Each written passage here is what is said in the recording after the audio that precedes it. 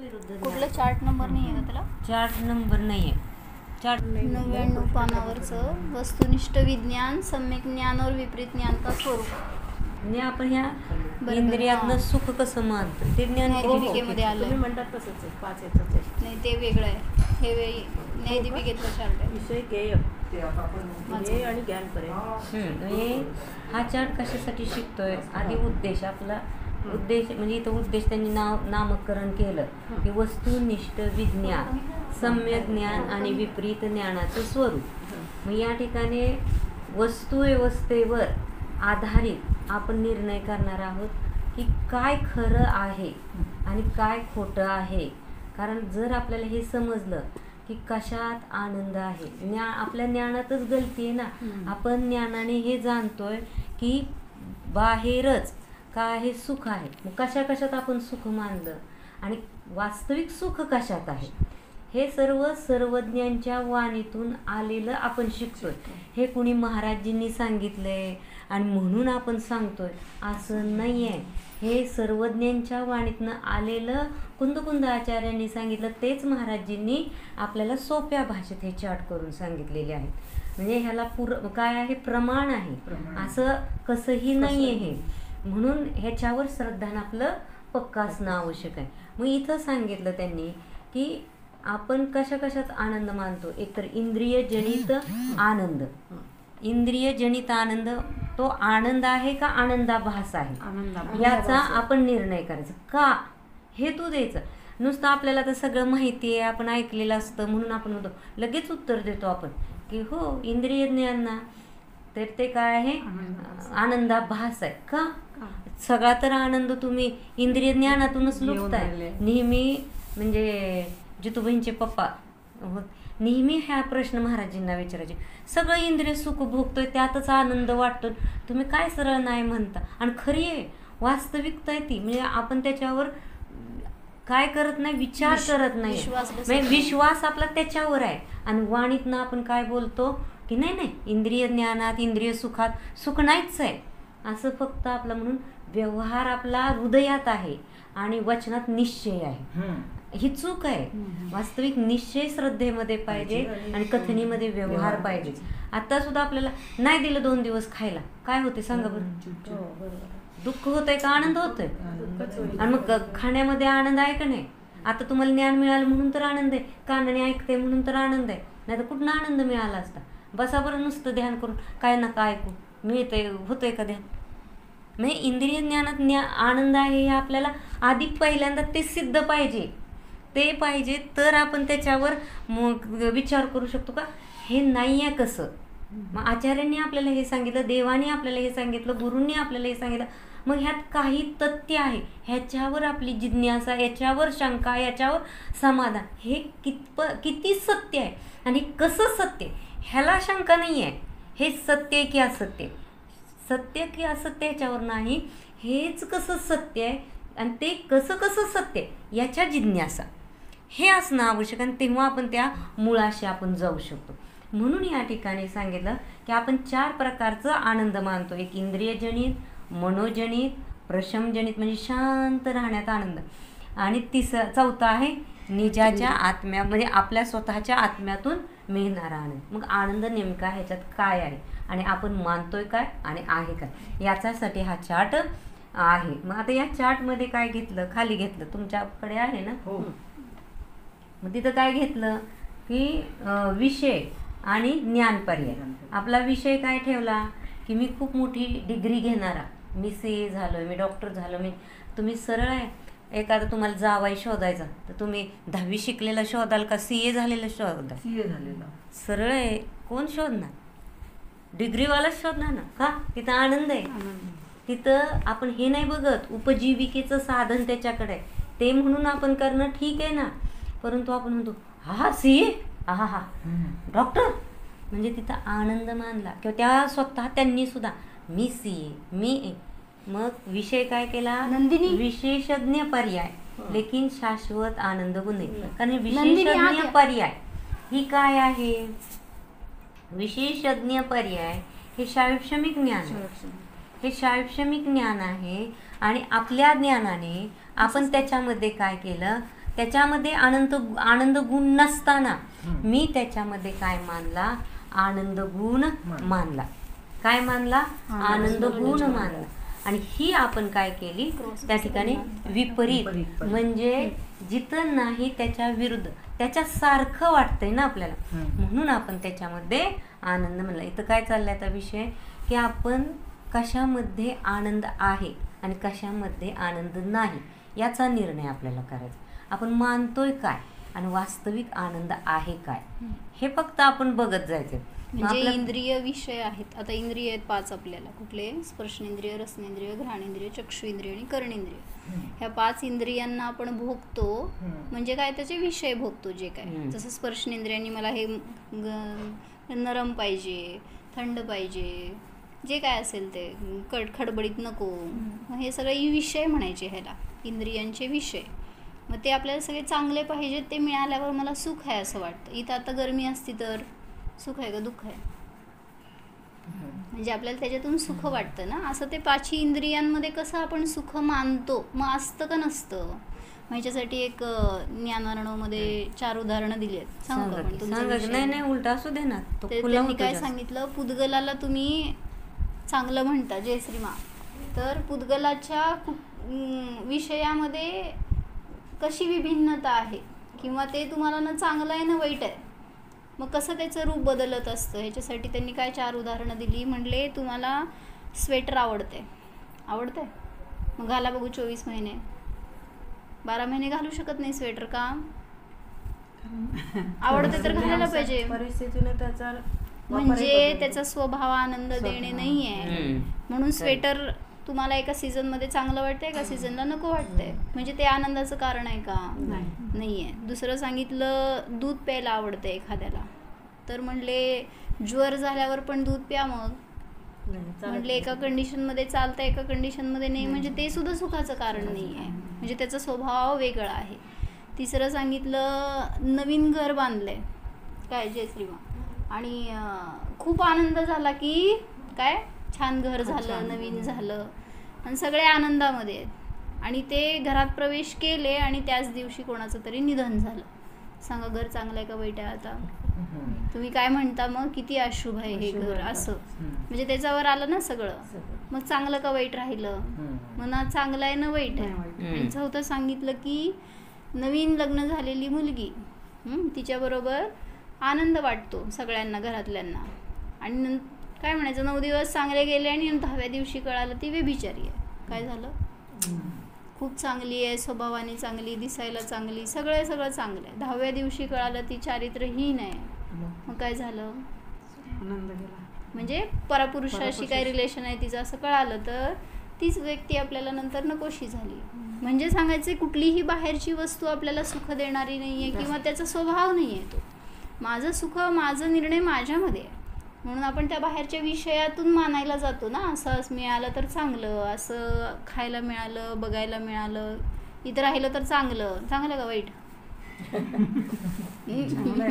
इथं आलं चांगलं का वाईट? मग जायचं नाही. ज्याला चांगलं म्हणतो ते कसं सोडतो आपण, किंवा मग त्यालाच नंतर परत वाईट म्हणतो.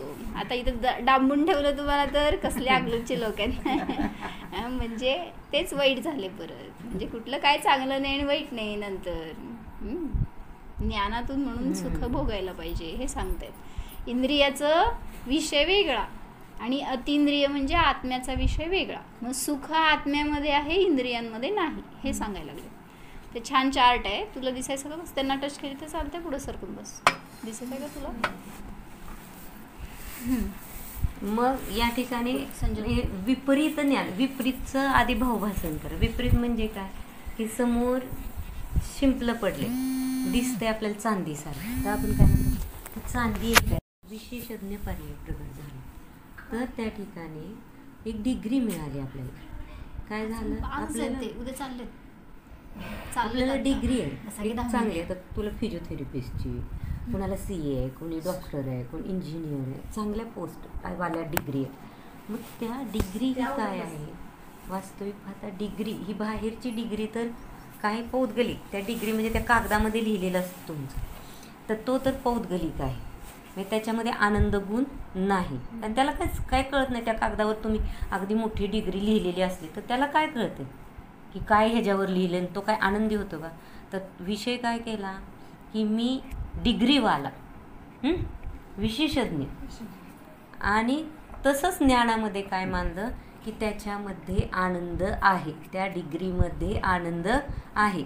पण ते जे शैक्षणिक ज्ञान आहे ते काही काळ असतं, काही काळानंतर नसतं. एखादा अशी पण केसेस दिसतात की ते अगदी CA झाला आहे आणि तो काही विशेषज्ञ आहे, पण काही काळानंतर त्याला ते ज्ञान पण राहिलेलं नसतं, है ना. म्हणजे ते सतत राहणारं ज्ञान आहे का. आणि ते शेवटी इंद्रिय कसं घटवणार काय. जोयू चार्ट चाललाय सम्यक ज्ञानाचा आणि विपरीत ज्ञान. आनंद मानतो आपण डिग्रीमध्ये, विशेषज्ञ पर्यायामध्ये, आणि वास्तविक पाहता त्याच्यामध्ये आनंद गुण आहे. घटवायचंय काय, आनंद गुण त्याच्यामध्ये नाही आणि आनंद गुण मानतो. ज्ञानाचा आणि आनंदाचा अविनाभाव संबंध. सांग. आणि डिग्री मध्ये आनंद म्हणजे त्या शब्दामध्ये नाही, ती डिग्री जी कागदोपत्री त्याच्यात नाही, पण ती डिग्री ज्या अर्थी मिळाली तर त्या विषयाचं ज्ञानावर यायला पाहिजे. त्या विषयाच्या ज्ञानाचीच तिथं महिमा आहे. जरी असं ते दोन्ही घेतलं ना, ते डिग्री इज इक्वल टू विषय झाला आणि त्याचं जे ज्ञान पर्याय आहे, त्याचं जे ज्ञान आहे, आणि मग ते ज्ञान शिक्षण ज्ञान असेल तर तेही टिकणार नाही, म्हणून तो भाग वेगळा. पण आता आणि ते ज्ञान जे आहे ते पराबद्दल आहे ना. ते जे काही डॉक्टर के असेल काय असेल तर शरीराबद्दलच आहे ना. आणि ज्ञान जे आहे तुला तुझ्या आत्म्याबद्दल नाही. कारण जिथं आनंद गुण आहे त्याला जर जाणलं तर तिथं आनंदाची प्राप्ती आहे ना. लक्षात आलं का. असं त्यांना घटवायचं का. तुला काय घटवायचं असलं घटव. नाही सगळ्यांना उलट क्लिअर व्हावं म्हणून विचारते. घटव ना तुमच्या विषयाबाबत आहे विशेषज्ञ पर्याय म्हणून मी पुढचं घटवतेच. ठीक आहे. म्हणजे ह्या विशेषज्ञ जी पर्याय आहे त्याच्यामध्ये शाश्वत आनंद नाही, तो कायम राहणार आहे का नाही. म्हणून त्या ठिकाणी आनंद गुण नाही आणि आपण त्याच्यात आनंद मानणं हा काय आहे, आपला भ्रम आहे. तिला विचारलं पर्यायच घेतली की त्याने. तिला विचारलं की अम्मांनी काय करणार आहे हे शिकल्यावर. ती म्हणली मास्टर्स करणार आहे. म्हणली त्यापेक्षा हे शिक, ही डिग्री घे, हे आपल्याला ज्ञान नाही आहे. मग हे एक असे शास्त्रज्ञ असतात आईन्स्टाईन ना, की त्यांनी खूप शोध लावले आणि शेवटी मरताना त्यांना विचारलं तुम्ही इतके शोध लावले तर तुम्हाला किती आनंद असेल ना, आता तुम्ही समाधानी आहात, आनंदी आहात. तर त्यांनी एकच उत्तर दिलं की जर मला परत पुनर्जन्म म्हणजे मनुष्याचा मिळाला तर मी पहिला शोध लावेल मी कोण आहे. बाहेरचे सगळे बाहेरचे इतके शोध लावले, इतकं ज्ञान मी प्रगट केलं अन्य ह्याच्याचं, पण मला त्याच्यामध्ये सुख लाभलं नाही. कारण शेवटी मी कोण आहे, कारण मी ज्ञान आनंदवाला आहे. जसं ते कुत्रा असतंय का नाही, ते काय करत असतं, ज्ञान येत नाही, ज्ञानातून येतं, आतून ज्ञान येतं. म्हणजे आत्म्याचा ज्ञान गुण आहे, आनंद येत नाही, ज्ञानातनं. हे एवढंच तिथं घटवायचं की ज्ञानातून म्हणजे माझा ज्ञान गुण आहे आणि ज्ञान गुणाशी अविनाभावी आनंद गुण आहे की जिथं ज्ञान झालं तिथं आनंदाची प्राप्ती. विषयाला तुम्ही पाहत असाल, विषय करत असाल तरी त्यावेळेस आनंद जाणण्याची जी प्रक्रिया चालू आहे ती माझी स्वतःची. म्हणून कुत्र्याचं उदाहरण दिलं ना, की जसं ते कुत्रा हड्डी चावतो आणि त्याला काय वाटतं त्या हड्डीतूनच काय होते, रक्त येतोय, त्याचा स्वाद आहे, पण वास्तविक येत असतं त्याच्या टाळूतून. आणि तो मानतोय काय दुसऱ्यातून. तसं आपण पण काय करतोय, आनंद ज्ञान आणि आनंद येते माझ्यातून. तुमच्या हाडात रक्त असतं का नाही, नसतंय. हाडात बोन मॅरोतनच तयार होतं की रक्त म्हणतो आपण, असतं ना, पण नंतर नसतं. जेव्हा ते खातंय ना कुठलं बाहेरचं हाड असं पडलेलं चघळतंय म्हणतो, त्यावेळेस तिथं त्याला ते दाबताना त्याच्या तोंडातनं रक्त येते आणि त्याचा तो स्वाद घेतोय, त्याला वाटतं हड्डीमधून येते. मग चूक कुठली झाली, कुठं झाली, आहे कशात आणि मानतोय कशात. मग तसंच आपलं पण चुकतंय. आपण काय करतोय, लाडू खातोय आणि म्हणतोय कशातून आनंद येतो. होय, कशाचा लाडू असतंय, आनंदाचा लाडू असतो का तो. म्हणजे लाडूत आनंद नाहीये, मी मानतोय त्यात आनंद वाटतोय ना मला. आणि तेच लाडू खाताना म्हटलं तुम्हाला एखादी बॅड न्यूज मिळाली, काय पण असेल, कोणाचा ॲक्सिडेंट झाला, कोणाचा वियोग झाला, आता खावा लाडू.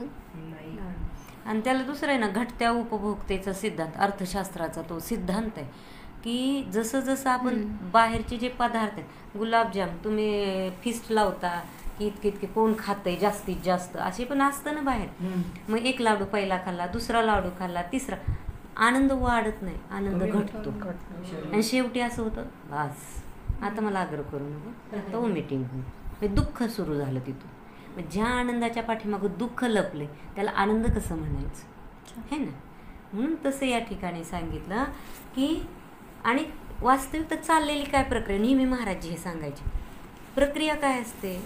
आता याचं आपण ज्ञान करतोय, हा विषय आहे आपल्यासमोर, म्हणजे ही वस्तू आहे, ह्याचं ज्ञान आहे, या ज्ञानाचं रिफ्लेक्शन आपल्या ज्ञान पर्यायात पडेल. जाणणारा मी आहे जीव, त्या जीवाच्या ज्ञान पर्यायात ते रिफ्लेक्शन पडेल. म्हणजे वास्तविक ही आत्ता सांगितलं, लाडू खातो, त्यात प्रक्रिया काय चाललेली असते. तो लाडू ही समोर वस्तू आहे, आणि त्या लाडूला तर भोगत नाही आपण. त्या लाडूचं जे आपल्या ज्ञानात जे रूप पडलं, आपल्या ज्ञानाने तो आकार ग्रहण केला, आणि त्याला काय करतो, जीव जाणतो, त्याला जीव जाणतो. ही प्रक्रिया म्हणजे तुम्ही जाणलं कुणाला, आणि आनंद कुणाचा घेतला, ह्या लाडूचा नाही घेतला, कारण हा पौद्गलिका ह्या पुद्गलामध्ये गेलाय, लक्षात आलं, आणि त्याचं रक्तात रूपांतर झालं. तर इथल्या इथंच ही प्रक्रिया घडली. जीव अमूर्तिक आहे, त्याच्यात काय झालं, त्याने काय केलं, आपल्याच ज्ञान पर्यायामध्ये जे लाडूचं रिफ्लेक्शन पडलं होतं, त्या लाडूला काय केलं, भोगलं, त्या ज्ञानालाच भोगलंय, आणि त्याच ज्ञानात जो आनंद आलाय त्यालाच त्याने भोगलं. म्हणजे स्वतःच्याच ज्ञानाचा आणि स्वतःच्याच आनंदाचा भोग घेत नाही, बाहेरच्या लाडूचा, ज्ञानाचा, कशाचा तो भोग घेऊ शकत नाही. हे घटव म्हणजे आहे कुठं, हे फक्त आपण शोध करा की माझ्यामध्येच ज्ञान आहे, माझ्यामध्येच आनंद आहे, हे ना. काय नाही समजलं विचार की संजना, समजलं का? समजते थोडं आहे ना. विचारायचं म्हणजे काय, पुद्गल म्हणजे आता सांगा, ज्याच्यामध्ये स्पर्श, रस, गंध, वर्ण हे गुण असतात त्याला पुद्गल म्हणतात. त्याच्यामध्ये जीव नाही आहे. जसं हे दिसतंय, हे काय आहे, हे पुद्गल आहे, जीव मॅटर त्यांच्या भाषेत ना, मॅटर म्हणा. हां, तर ज्याच्यामध्ये ज्ञान आहे, चेतना आहे, तो जीव असतो, तो दिसत नाही आहे. जे दिसतंय ते सगळं पुद्गल आहे, सगळं. भलेही तुमच्या शरीर आहे तरी आता तुम्ही म्हणून स्वतःला जीव मानताय, ह्या शरीरासकट स्वतःला जीव मानतोय, पण हे दिसतंय ना, हे जे दिसतंय ते मूर्तिक आहे, ते पुद्गल आहे. आता जेव्हा ह्याच्यातून जीव निघून जातो तेव्हा दिसतो का तुम्हाला? मग आता तुम्ही ह्याला काय म्हणणार, जेव्हा जीव निघून गेल्यावर? बॉडी का म्हणता मग?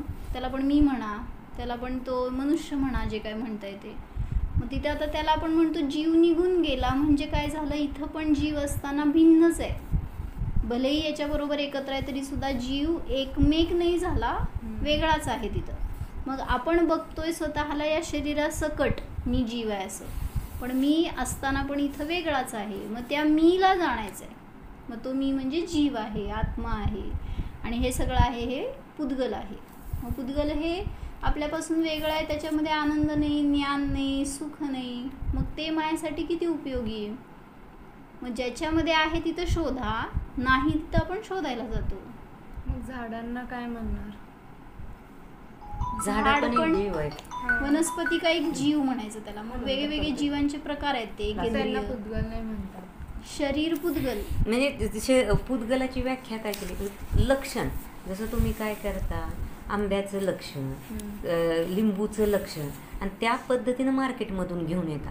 त्याचे तुम्ही एक चिन्ह, लक्षण ठरवले ना, की लिंबू हे पिवळं असते, त्याच्यात आंबट रस असतो, त्यावेळेस तुम्ही ते घेऊ शकता. तसं इथं तुम्ही पुद्गल म्हणजे काय, तर पुद्गल तुम्हाला घ्यायचं आहे ना, तुमचं टार्गेट पुद्गल आहे ना, तर ज्याच्यामध्ये स्पर्श, मग स्पर्शाची तुम्हाला असा स्पर्श दिसत नाही, पण त्याच्या पर्याय दिसतात, की थंड असतं, गरम असतं, तुमचं काय असतं, त्याला कडक असतं, नरम असतं, हे जे काही आपण जाणतो, तर ह्या पर्याय दिसतात. मग जिथं जिथं हे दिसतं स्पर्शाचं ते पुद्गल. ज्याच्यामध्ये रस आहे, रस म्हणजे काय, तिथं गोड, आंबट, तिखट हे जे दिसतंय ते पुद्गल आहे. ज्याच्यामध्ये काय असतंच ना, ते त्याचं कार्यावरून तुम्ही ते द्रव्य शोधू शकता. असं द्रव्य डायरेक्ट, कारण तुम्हाला दिसत नाहीये, तुम्ही बघणार कुणाला, कार्याला बघणार त्याच्या, मग कार्यावरून दिसतंय. हे शरीर आता तुम्हाला दिसतंय काळं, म्हणजे इथं काळा कलर आहे, रंग आहे म्हणजे इथं रंगगुण आहे म्हणून इथं काळा वर म्हणजे तिथं कार्य दिसतंय. मग काळा आहे म्हणजे इथं रंगगुण आहे. रंगगुण कुणाचा आहे तर पुद्गलाचा आहे. मग असे प्रत्येकावरून तुम्ही तिथं शोधू शकता. सुगंध दुर्गंध असणार, जे पण गुण आहेत ना त्याचं एका फॉर्म मध्ये ते असणार. ते दुसरीकडे कुठं भेटणार नाही, ते त्याचंच असणार. साखरेमध्ये काय काय सांग, स्पर्श कसा आहे, रस कसा आहे, गंध कसा आहे, वर्ण कसा आहे. साखरेमध्ये स्पर्श कसा आहे, क्रिस्टलाईन आहे, कठीण आहे, असं मऊ नाही आहे ते. रस कसा आहे, गोड आहे. पुढं वर्ण कसं आहे, पांढरा रंग आहे. आणि गंध आहे एक विशिष्ट त्याला, असं म्हणजे ज्याच्यामध्ये हे कुठल्या ना कुठली त्याची पर्याय म्हणायचं त्याला. जे काय त्याला तुम्हाला ज्या फॉर्ममध्ये मिळणार ना ती पर्याय म्हणायची त्याची. मग ते कुठल्या ना कुठल्या फॉर्ममध्ये असणार. मग ते सगळ्यातून पाहायचं ते पुद्गल आहे आणि मग त्याच्यापासून मी वेगळा आहे हे जाणायचं. समजलं पुद्गल काय. तर आता दुसरा पॉइंट घ्या की बालक दिसतंय का तुम्हाला बघा इथं, बालक में बालक का आनंद गुण है लेकिन बालक में माता का आनंद गुण नहीं है. विषय केला, काय केला आनंदासाठी विषय की माझं मूल, त्या मुलामध्ये मला आनंद वाटतो. ते मूल समोर आलं की मी आनंदी होते. मग त्यांनी काय सांगितलं, समोर बालक आहे, त्या बालकाचा आनंद गुण त्याच्यामध्ये आहे. बालकामध्ये मातेचा आनंद गुण नाही. आनंद मला झाला, मी माता आहे, त्या बालकाला बघून मला आनंद झाला, पण माझ्या आनंद गुणाने मी आनंदी झाली. थोडीच त्या बालकाच्या आनंद गुणाने बालक आनंदी होणार, पण बालकाच्या आनंद गुणाने मी नाही. बालकाला एखाद्या वेळेस आई दिसली तर दुःख होतंय का, आता आली ही रागवायला, ही मला ही कार्य करू देणार नाही. लक्षात आलं. म्हणजे बालकाचा आनंद गुण बालकामध्ये, ती वस्तू जी बालक आहे ती बालक ही वस्तू तिच्या आनंदाने सहित आहे, मी माझ्या आनंदाने सहित आहे.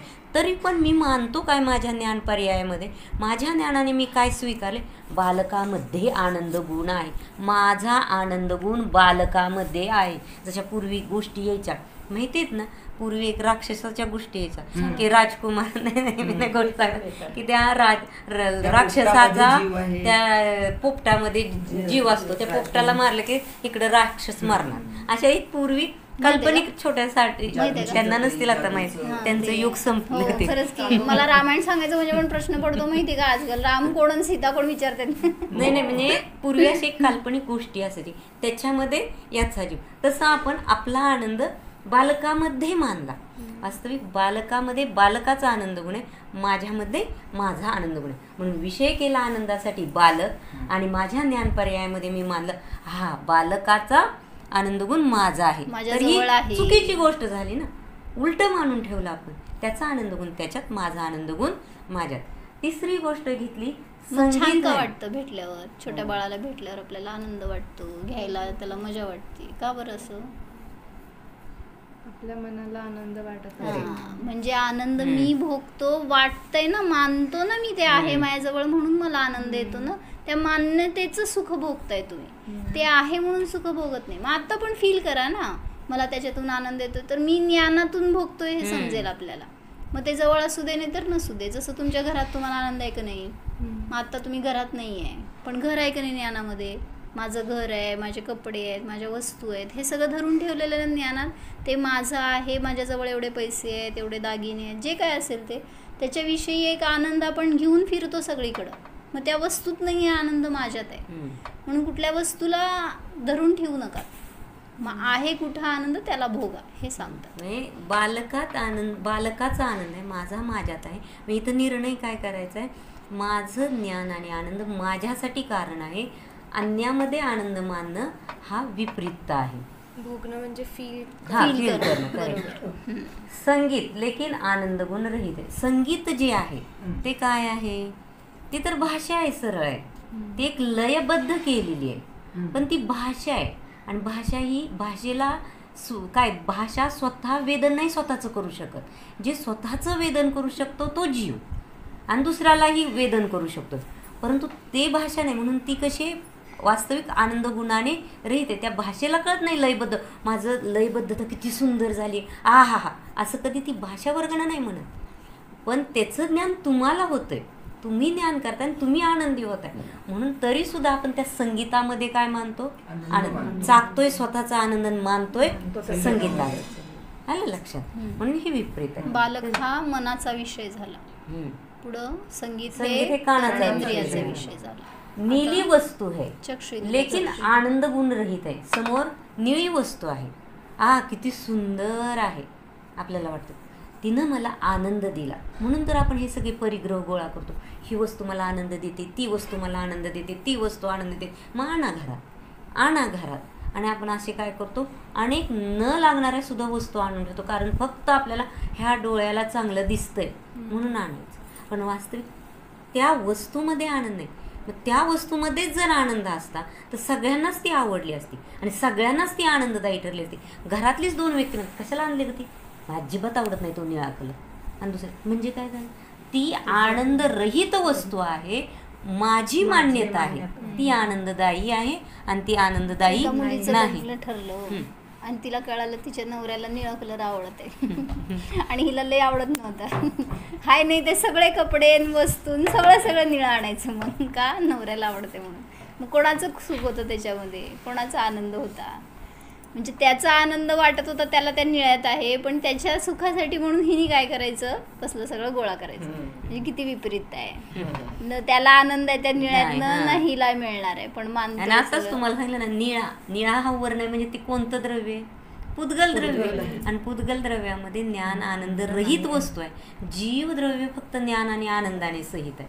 मग मी स्वतः जीव आहे ना, मी ज्ञानमय आहे ना, समजतंय ना, मी बोलते तर तुम्ही सगळं समजतंय ना, म्हणजे ज्ञानमय वस्तू तुम्ही जीव आहात.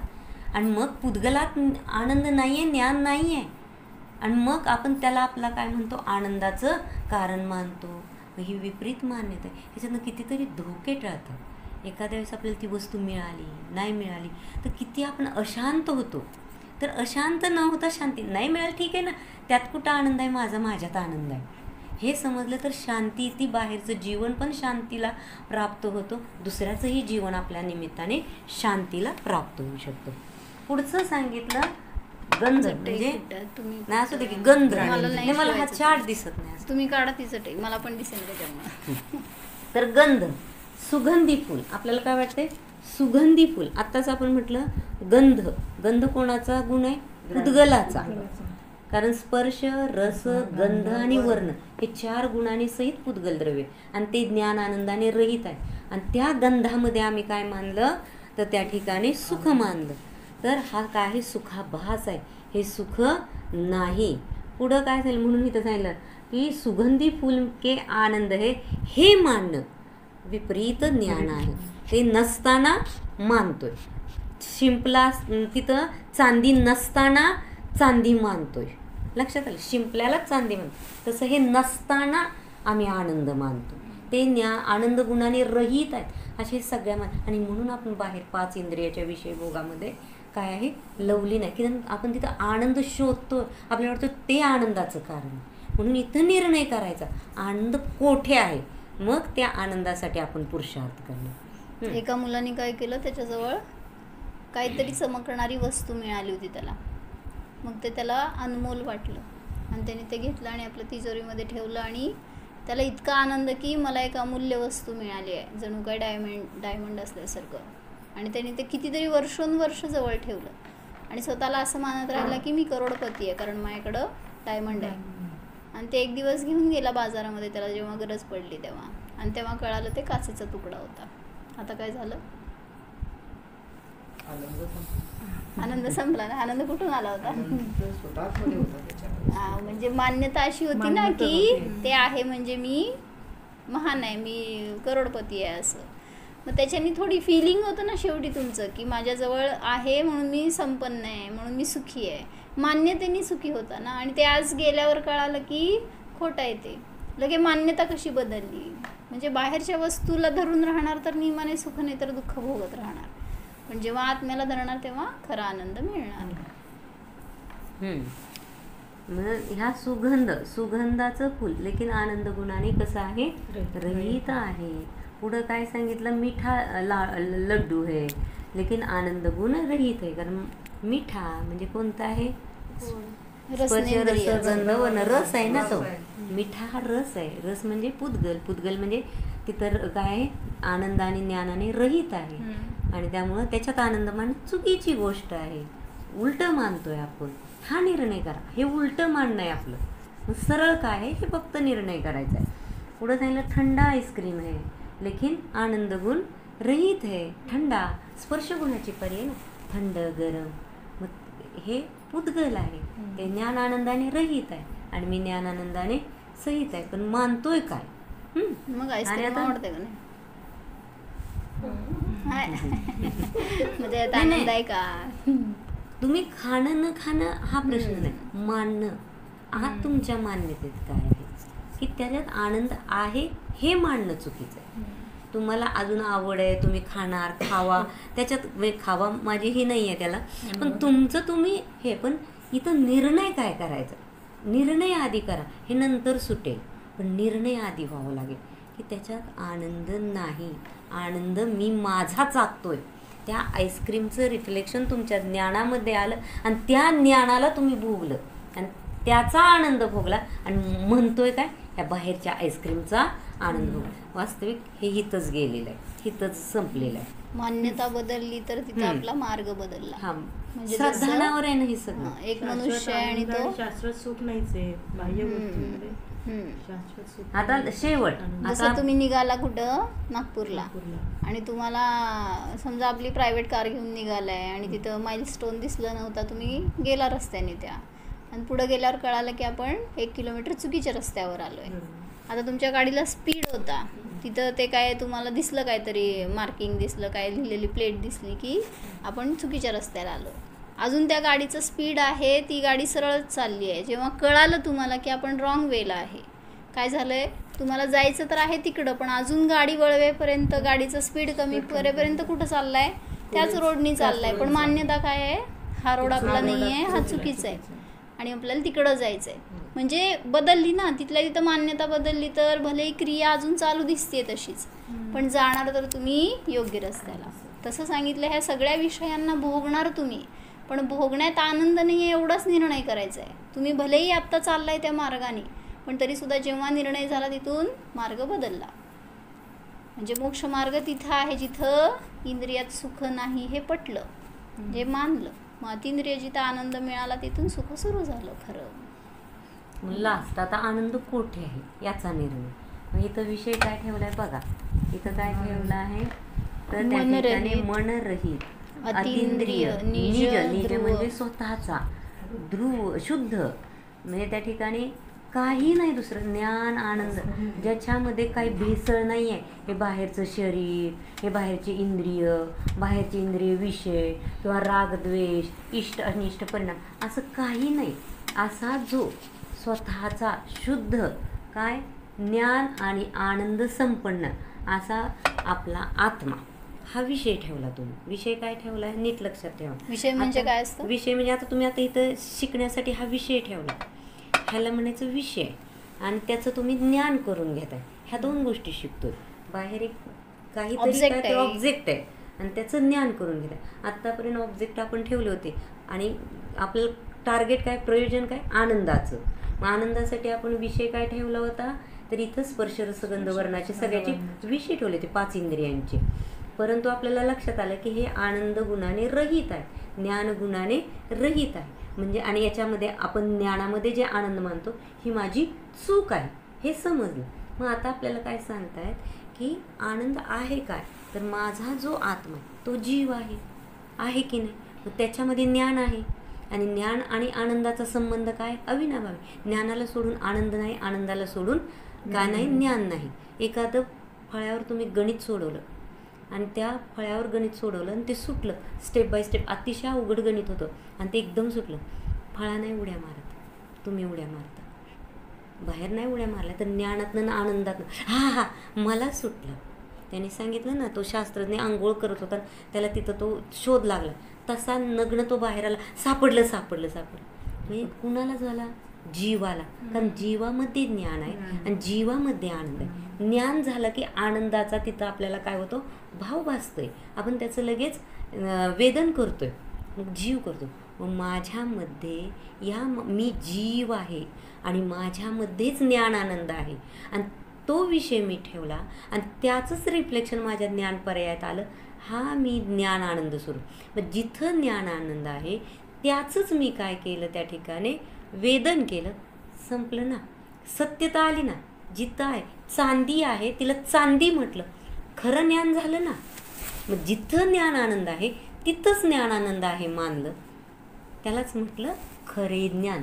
हे जरी मोठे शब्द असतील शास्त्रीय भाषेत, सम्यक ज्ञान, तर त्यालाच म्हटलं सम्यक म्हणजे खरे ज्ञान.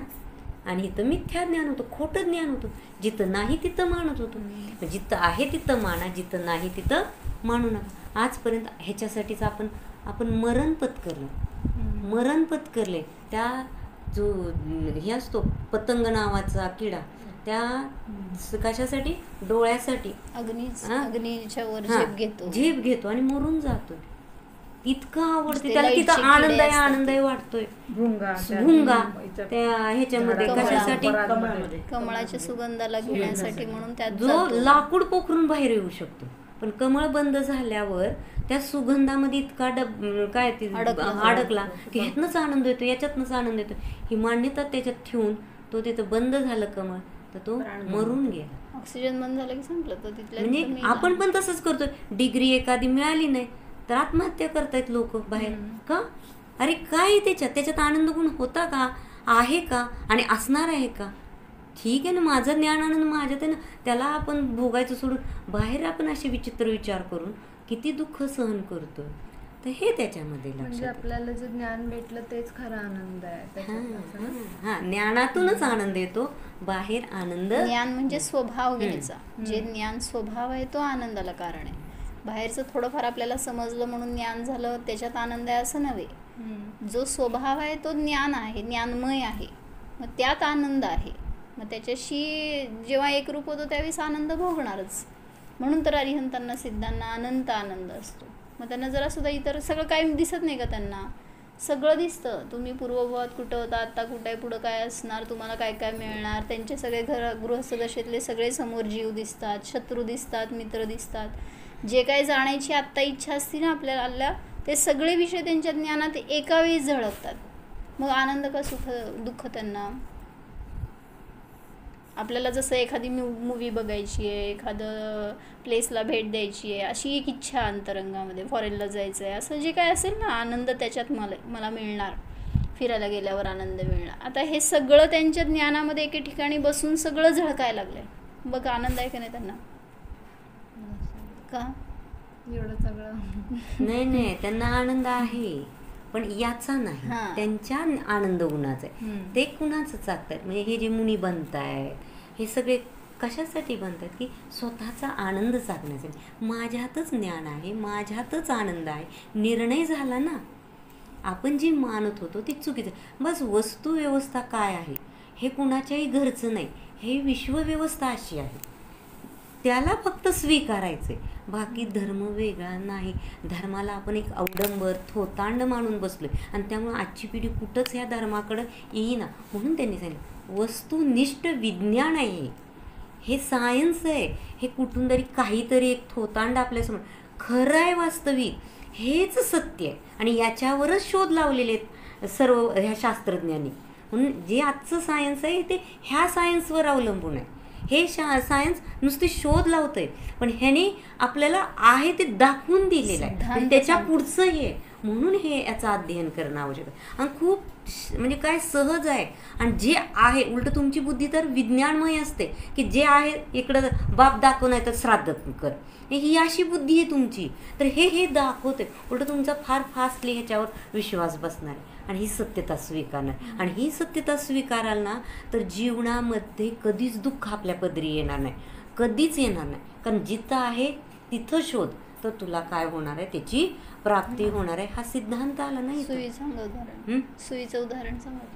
आणि आजचं जे विज्ञान आज दाखवत आहेत ते कालांतराने कालबाह्य पण होतं ना. म्हणून तर म्हणलं ना, जैन तत्वज्ञानामध्ये जे सांगितलं गेलं ना ते सिद्धांत आहेत, ते अनादि निधन राहणार.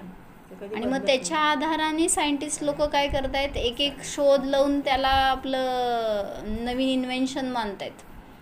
पण जसं की आता शोध लागला काय, आपण आजपर्यंत ते म्हणत होते एकच चंद्र आहे, एकच सूर्य आहे, पण जैनागमामध्ये सांगितलं आहे जम्बूद्वीपामध्ये 2 चंद्र आहेत, 2 सूर्य आहेत. आता लोकांना कळायला लागलं आणि त्यावेळेस त्यांनी सांगितलं की हां 2 चंद्र आहेत, 2 सूर्य आहेत. मग ते सायंटिस्टनी सांगितल्यावर विश्वास ठेवतात लोक, किंवा नवीन वाटतं मग आहे सगळं तत्वज्ञान जसं पाण्यात सांगितलेलं. जीव असतो हे तर आदिनाथ बाबांनी म्हणजे आधीच सांगितलं, पण आता जगदीशचंद्र पुनराने सांगितलं की झाडात जीव आहे, तेव्हा कळलं लोकांना की झाडात जीव आहे. म्हणून या चार्टचा आपल्याला शेवटी काय जीवनात फायदा घटवायचा, शेवटी आपल्याला जीवनात काय करायचं. तर इथं सांगितलं इंद्रियजनित आनंदाभास आहे, कारण इंद्रिय हे पौद्गलिक आहे. हे वाक्य लक्षात ठेवायचं, सोपं लक्षात ठेवायचं की त्याच्यात ज्ञान आनंद नाही हे इंद्रियांमध्ये, कारण हे दिसतंय ना आपल्याला, हे पौद्गलिक आहे आणि हे पौद्गलिक आहे, त्याचं ज्ञान आनंद नाही. मग त्याच्यात ज्ञान आनंद मानतो ही आपली मान्यता चुकीची.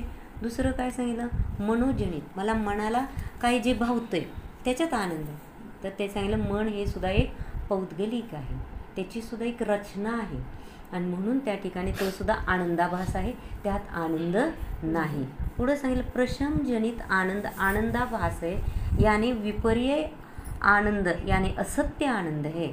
मी शांत राहिलो म्हणजे कशायाच्या मंदतेमध्ये आनंद मानलो, मी नाही बोललो, ते मला खूप बोलले पण मी आज शांत राहिलो, बरं वाटलं, उलट नाही मी नाही बोललो त्याच्यातच बरं वाटलं. हा कशाय मंद झाला आहे, 105 डिग्रीवरचा ताप 100वर आला म्हणजे तू निरोगी नाही झाला बाळा, लक्षात आलं, तो सुद्धा तापच आहे हे सांगितलं.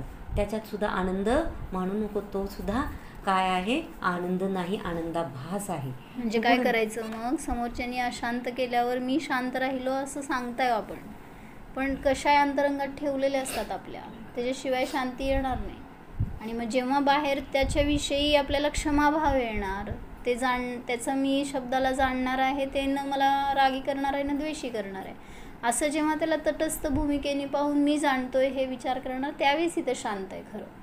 नुसतं प्रत्युत्तर नाही दिलं म्हणून शांत आहे असं नाही.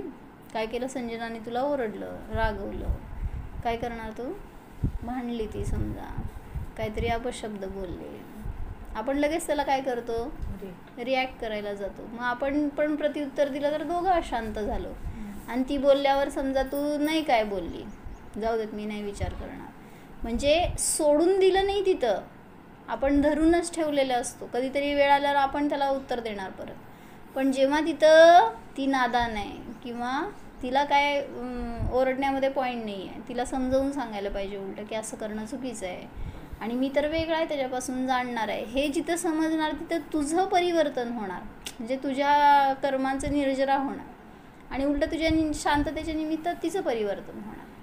म्हणून सांगितलं फक्त शांत राहणं म्हणजे जसं येशू ख्रिस्त होते, कसे होते सांग, खिळे ठोकले हातामध्ये, डोक्यामध्ये, क्रॉसला लटकवलं त्यांना, तर किती त्यांच्यावर उपसर्ग केले लोकांनी, पण ते शांत होते. मग ज्ञानी होते का अज्ञानी होते, त्यांना आत्मज्ञान नव्हतं. मग अशांती नाही म्हणजे आत्मज्ञान आहे असं नाही. शांत होते ते दिसतंय तुम्हाला, त्यांनी प्रत्युत्तर दिलं नाही, पण आत्मानुभव नाहीये तर कशाय सहितच आहे तो जीव, भलेही उग्र कशाय असू देत नाही तर मंद कशाय असू देत, जो कशाय सहित असतो तो मोक्षाला जात नाही. त्यामुळे त्यांनी पण फक्त सांगितलं की नाही मला विरोध करायचा बस, आणि त्यामुळे त्याच्यातून ते काय निवृत्त होऊ शकले नाही. हे आनंदाला प्राप्त झाले का, तर ज्ञान आनंद माझा स्वभाव आहे आणि हे जे शांत राहणे, म्हणून आजचं जे युग आहे 21वावं, जे म्हणजे हे सायकोलॉजिस्ट वगैरे आहेत ते सुद्धा काय करतायत, जी विभाव परिणती आहे त्या तो उपाय सांगतायत, स्वभाव सांगत नाही. तू शांत राहा, तू असं कर, पण जो तुझा मूळ स्वभाव, तुझ्या स्वभावातच कशाय नाहीत हे सांगण्याचं कार्य नाहीत ना करत. त्यामुळं आज डिप्रेशनच्या ज्या सगळ्या दिसत आहेत, खूप केसेस दिसायला लागल्या, ते इथं अडकलेत सगळे. सायकोलॉजिस्ट का बघताय सगळे, नाही ना, असू दे ना, म्हणजे फिजिओथेरपिस्ट आहेत, त्यांनी काय ट्रीट करायचं सांगा समोरच्याला, ते त्यांचा विषय. तसंच की तुम्ही त्या हाडाला चांगलं करणार आहे, त्याच्यातनं ते चांगलं तर मी चांगलं, मग ही भावना पण चुकीची आहे ना. पहिल्यांदा मी केलेल्या परिणामांचं ते फळ आहे म्हणून असं झालंय, पण ते नंतर काय होणार आहे, तुमचे परिणाम जेवढे उज्ज्वल होणार आहेत तेवढं सगळं बहिरंगामध्ये शरीरातून पण बदल होणार आहे. सायकोलॉजिस्ट पण शेवटी त्या परिणामांनाच नाही बदलणार. म्हणजे वास्तविकतेकडं कोण जात नाही हे सांगायचं की जिथं ज्ञान आनंद आहे तिथं शोधणं हे आपलं काम आहे. पुढं काय सांगितलं, निज आत्मोक्त आनंद ही सम्यक अतिंद्रिय आनंद आहे. ह्या सगळ्याचा सार एवढाच कळा, माझ्या आत्म्यामध्येच ज्ञान आनंद आहे आणि त्याला भोगणं याच्यामध्येच काय आहे, माझा पुरुषार्थ आहे आणि तेच कार्य सर्वोत्कृष्ट आहे आणि तिथंच शांती आहे. अन्य ठिकाणी शांती नाही. भले आज जावा, उद्या जावा, कधीही जावा, शांतीचा मार्ग एकमात्र स्वतःच्या आत्म्याला जाणं. याच्या व्यतिरिक्त कुठंच शांती नाही. सगळीकडं अशांती आहे.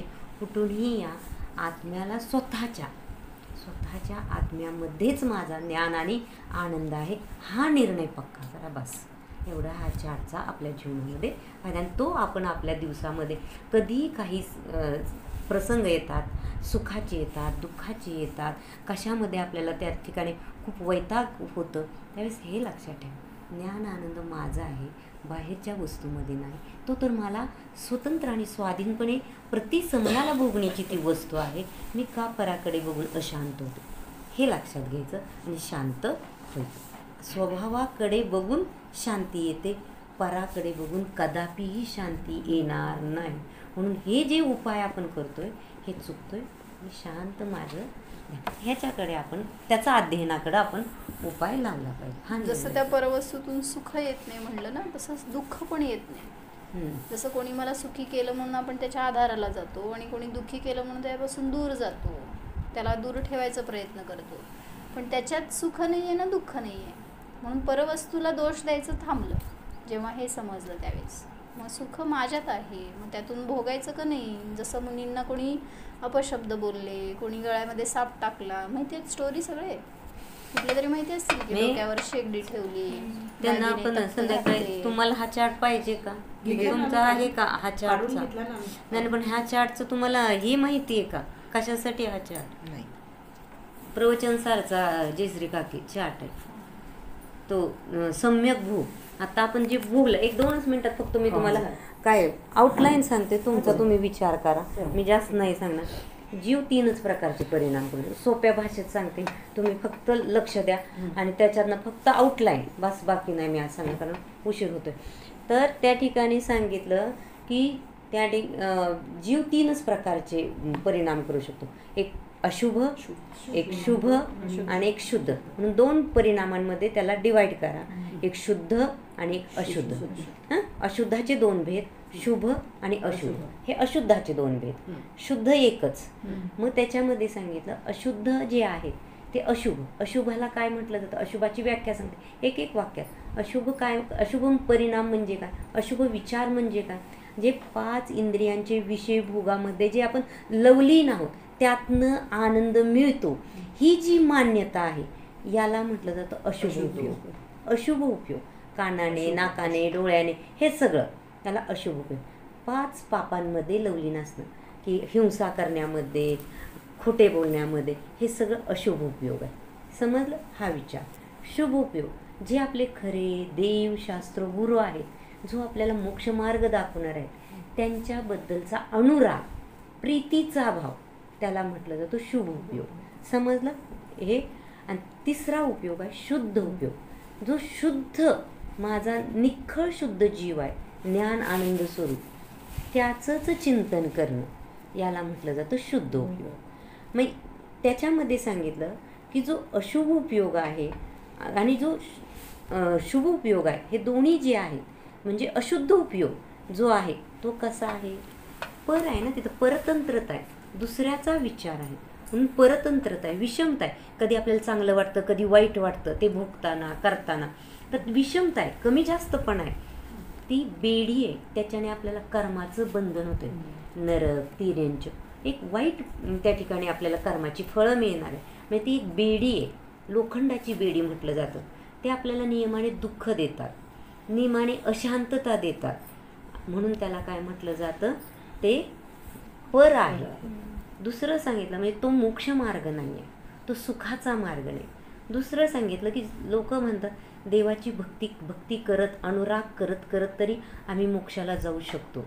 तर सांगितलं ते सुद्धा स्तुती वगैरे सुद्धा परविषय आहे, परतंत्रता आहे. देव पाहिजे, गुरु पाहिजे, शास्त्र पाहिजे, परतंत्रता आहे त्यामध्ये. त्या ठिकाणी ती भले सुवर्णाची बेडी, आपल्याला देव स्वर्गातला देव बनवू, आपण मनुष्य बनू, परंतु ती सुद्धा बेडी आहे. जन्म मरणाचं दुःख तिथं चालू आहे. आलं लक्षात? म्हणून तिथं ते पण बेडी आहे. परत काय सांगितलं? असमाधान आहे, अशांतता आहे तिथं सुद्धा सारखं, आणि विषमता आहे, कमी जास्त पण आहे. म्हणून हे सुद्धा आपल्याला खऱ्या शाश्वत सुखाला कारण नाही, मुक्तीला कारण नाही. अशुभ पण नाही, शुभ पण नाही. आहे कोण? दोन्ही बेडी नसणारा आहे शुद्ध उपयोग. आणि तो शुद्ध आत्म्याच्या चिंतनाने होणार. तिथं स्वाधीनता आहे, स्वतंत्रता आहे, समता आहे, सत्य आनंद आहे. आणि हाच मला काय देणार आहे? मोक्ष देणार आहे, वर्तमानात सुखी बनवणार आहे. असा हा मार्ग आहे. हे 3 तुम्हाला आता सांगितलं. म्हणूनच म्हटलं आहे ना की पापाला लोखंडाची बेडी आणि पुण्याला सोन्याची बेडी. पण ते पुण्य सोडायचंय असं नाही, श्रद्धानाचा हा विषय. मला काय जास्तीत जास्त करायचं? शुद्धाचं चिंतन केलं तर शुद्धता प्रगट होईल, अशुद्धाचं चिंतन केलं तर अशुद्धता प्रगट होईल. हो.